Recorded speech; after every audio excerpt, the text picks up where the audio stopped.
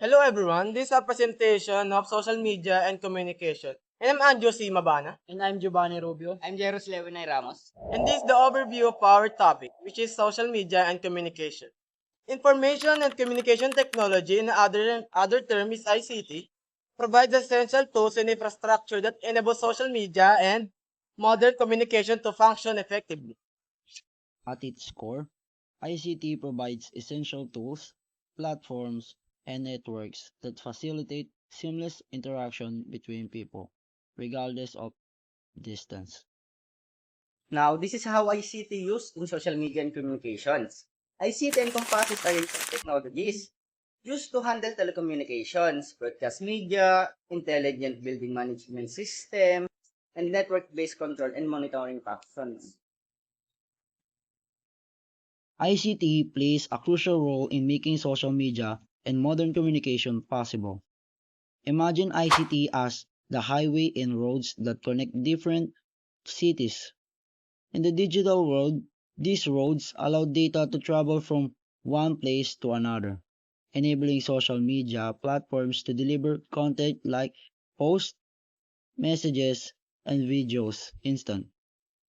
And there is a benefits of social media, and there are enhanced communication, networking opportunities, brand promotion, and information sharing, and community building.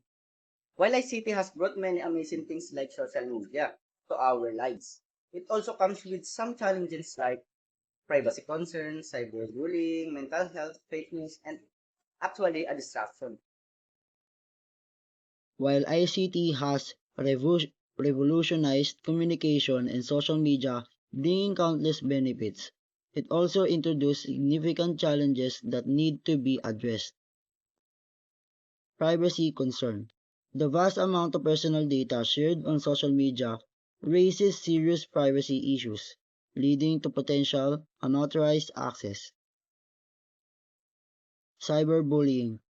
The anatomy provided by ICT allows for harmful behavior like cyberbullying, causing emotional and physiological harm to victims. Mental health.